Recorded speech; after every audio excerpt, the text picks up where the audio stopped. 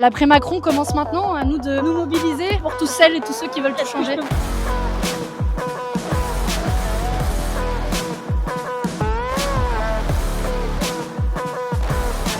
Netanyahou est un criminel de guerre. Et Zelensky, il est au service de qui? Macron, il est au service de qui? Netanyahou est un personnage d'extrême droite qui organise un massacre. Il ne faut pas qu'on finisse encore une fois avec d'un côté les fachos, de l'autre côté les macronistes. Les racistes, ils vont tous aller voter pour que rien ne change. Abattre la citadelle. Cessez le feu! Cessez le feu!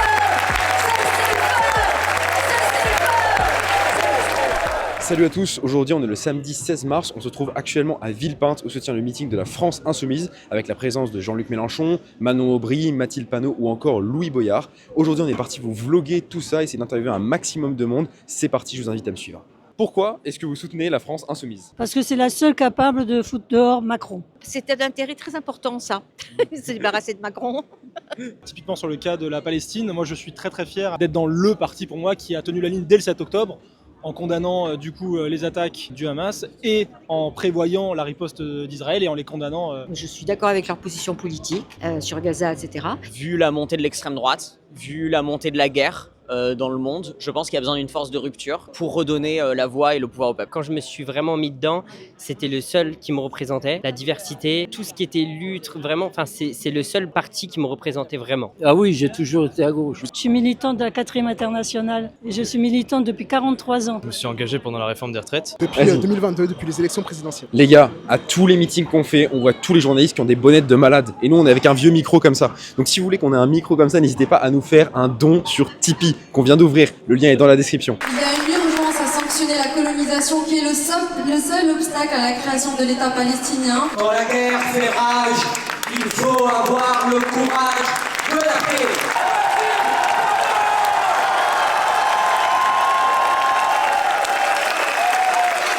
La mobilisation du peuple n'empêche pas seulement l'extrême droite de progresser, elle la fait reculer. Vive la vie, abat la mort. Nous vaincrons. Nous vivrons bien, nous vivrons en paix, nous n'aurons pas peur. Nous vaincrons, au fond de mon cœur, je sais qu'un jour, nous vaincrons.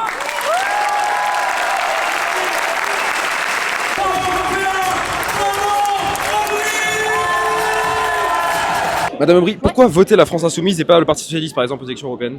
Parce que on est aujourd'hui les héritiers, les défenseurs du programme de la NUPES. Les électeurs de gauche, ils doivent choisir maintenant entre un système d'accompagnement du capitalisme ou un système de rupture avec le capitalisme. L'accompagnement du capitalisme, changer à la marge, c'est la liste de Monsieur Glucksmann. Rompre avec le capitalisme, c'est venir avec notre liste. C'est pas des partis de gauche, c'est des partis de droite qui font semblant d'être de gauche. Quand on voit par exemple Raphaël Glucksmann qui est vraiment un néolibéral et qui a voté par exemple les libres-échanges contre les agriculteurs français. C'est la seule candidate aujourd'hui qui porte un programme de rupture, notamment avec le capitalisme. Aussi au niveau européen, on ne donnera pas une seule voix au système de cogestion qui fait que l'Union européenne est gérée par les libéraux, la droite et le Parti socialiste, les sociodémocrates. C'est la seule candidate qui aujourd'hui a une position qui est claire et ferme sur la question du cessez-le-feu à Gaza, qui a sur sa liste Rima Hassan. Gaza, c'est tout de suite que les bombes doivent arrêter. Et c'est la seule liste qui s'engage sincèrement pour ça, c'est celle de Manon Aubry. Aujourd'hui, quand on voit les agriculteurs qui manifestent par rapport aux accords du Mercosur, avec Manon Aubry, c'est au moins cette garantie. Pour voter contre, c'est le premier tour des présidentielles 2027. On en a marre des politiques à deux à l'heure, on veut changer le monde, construire un nouveau monde, abattre la citadelle, au revoir les vieux partis quoi. Je pense que c'est un parti qui est fidèle à ses convictions et c'est vraiment ce qui est très important en politique, de voir qu'on peut leur faire confiance. On n'a plus le temps d'avoir des programmes mous. Maintenant, il faut un programme dur qui change les choses, mais réellement en profondeur. Parce que Manon Aubry lutte contre le libre. Alors là, un véritable enjeu qu'on a remarqué pendant tout ce meeting, c'est l'abstention. Donc ce qu'on sait, c'est que pendant la présidentielle, Jean-Luc Mélenchon, il est arrivé 3e, il avait fait à peu près 22% des voix. Là, dans l'élection européenne, c'est une élection qui mobilise beaucoup moins les troupes, et notamment les insoumis, puisque Manon Aubry, actuellement, elle est que entre 6 et 7%, contrairement au Parti Socialiste qui est autour des 9%. Qu'est-ce que vous dites aux jeunes qui s'abstiennent? On leur dit ne restez pas chez vous, c'est le meilleur cadeau que vous pourriez faire à Emmanuel Macron. Il n'attend que ça, que les jeunes ne se mobilisent pas. Les plus riches, les racistes, celles et ceux qui vont bien, ils vont tous aller voter pour que rien ne change. Si vous voulez que les choses changent, il faut que vous soyez au rendez-vous. Je sais qu'aujourd'hui, beaucoup de jeunes sont absolument attachés à ce que les bombes arrêtent de pleuvoir à Gaza.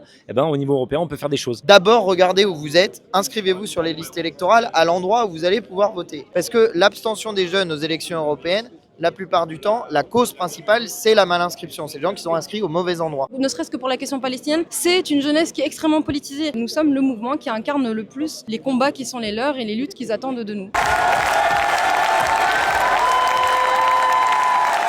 Si vous abandonnez le combat, ne vous étonnez pas ensuite qu'il soit perdu. Nous aurons à subir, comme d'habitude, ces interviews où pas une question qui ne soit une accusation. Que vous êtes Daniel Obono, qu'on a traité d'une manière indigne dans ce journal qui a été condamné pour cela. Seul l'arbre qui a subi les assauts du vent est vraiment vigoureux.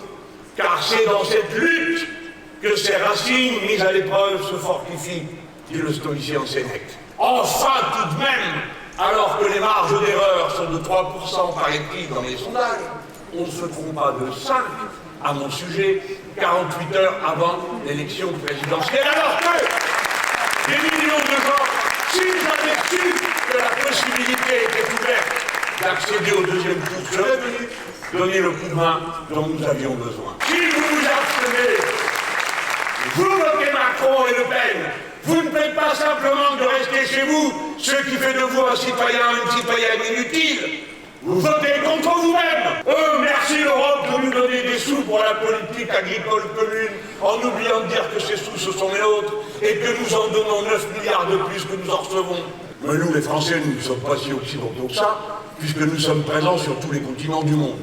Alors, qu'on veuille bien nous compter dans une catégorie à part. Universaliste, créolisé, français. Il a dit... Les Russes sont prêts à un cessez-le-feu. Et je dis, oui, mais c'est pour reconstituer leur potentiel. Peut-être bien, mais c'est toujours ça le prix. Deuxièmement, il a dit que le président Zelensky était prêt et savait qu'à la fin, il lui faudrait accepter une consultation des populations concernées par les frontières. Et tout le monde comprend, de simple bon sens, que ceux qui étaient vrais avant la guerre n'est peut-être plus vrai alors que la guerre a eu lieu. Et que certains qui éventuellement se sentaient plus d'un côté puissent se sentir plus de l'autre. Dès lors qu'on est d'accord pour le cessez-le-feu, dès lors qu'on est d'accord pour le référendum des populations concernées, dès lors qu'on est d'accord pour démilitariser tout ce qui entoure les réacteurs nucléaires, alors quel est l'obstacle à la paix? Menacer d'envoyer des troupes, dire qu'il n'y a pas de limite, évoquer la capacité nucléaire de la France et prétendre l'étendre à toutes les nations d'Europe, cette absurdité. Vous imaginez un bouton qui donne accès à l'usage de la bombe nucléaire avec 28 voix dessus? Quel sens d'une idée pareille? Aucune. Sinon de faire peur à qui? À l'adversaire supposé. Et donc, s'il a peur, de l'obliger à se mettre en situation de riposte. Il faut parler de la paix. Il faut voter pour la paix. La paix, la paix, la paix, c'est bon. Voyez-vous, dans la vie, il n'y a pas de solution. Il y a des forces en marche. Il faut les créer et les solutions les suivent. Bon courage.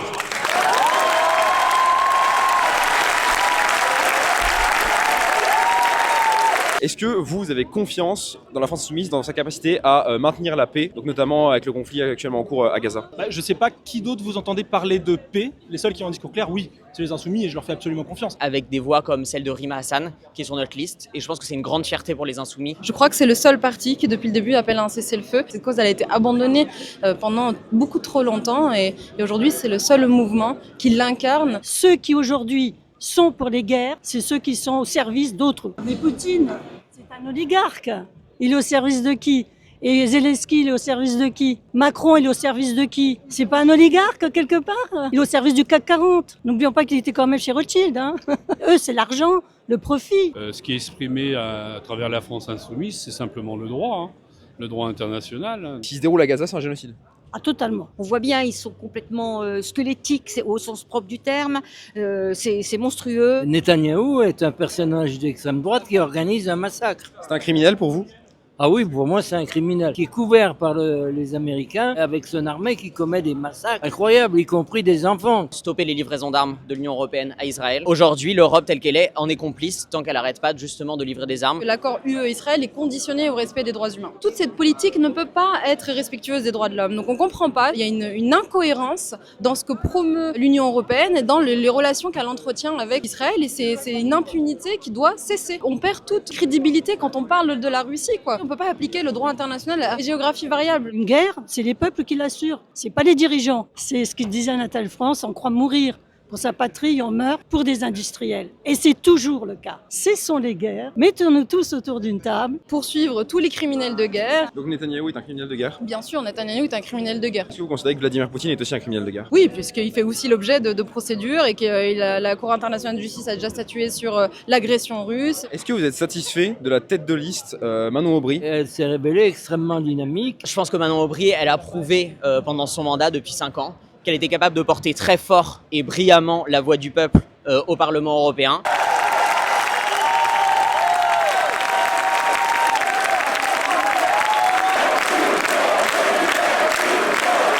Nous sommes aujourd'hui plus de 3000 personnes dans cette salle, rassemblées pour construire une alternative au duo entre Emmanuel Macron et Marine Le Pen. L'après-Macron commence dès le 9 juin. Lançons un appel aux orphelins, aux orphelines de la NUPES. Venez nous aider.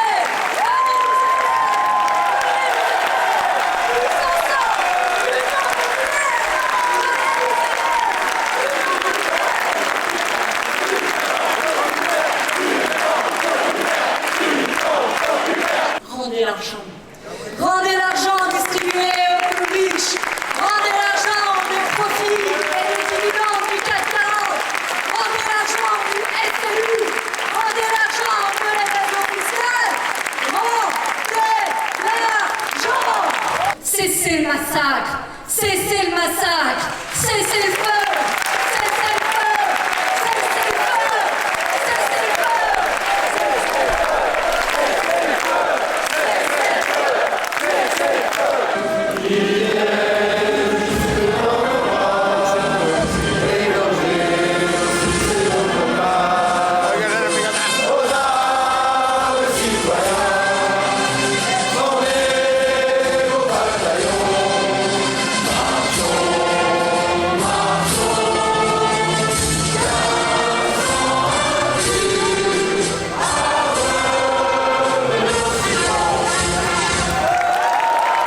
Un résumé de ce meeting en une phrase? L'après-Macron commence maintenant, à nous de nous mobiliser, nombreuses et nombreux, pour tous celles et tous ceux qui veulent tout changer. On leur dit mobilisez-vous parce que les plus riches, ils iront voter le 9 juin. Les racistes, ils iront voter le 9 juin. Je crois que c'est un meeting qui est très réussi, marqué par l'enthousiasme des uns et des autres. Sur les vrais sujets, la paix, l'injustice sociale, la planète, tout a été dit aujourd'hui par Manon Aubry et Jean-Luc Mélenchon et c'était très bien. La force de la paix.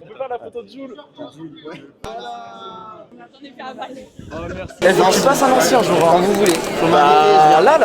Là maintenant, je trouve que c'est un grand succès. On était 3000 dans cette salle. J'ai fait l'élection européenne de 2019. J'ai souvenir que le plus grand meeting qu'on a fait, on était 900. J'ai jamais vu un tel engouement militant dans une élection européenne. Mais moi, je n'arrive pas à croire qu'on sera au niveau où nous mettent les sondages à l'heure actuelle. Ils ont été plutôt convaincants et maintenant c'est parti pour la campagne jusqu'au 9 juin. Ce qui me rend fier, c'est en fait qu'on ait une liste qui est vraiment représentative de la société.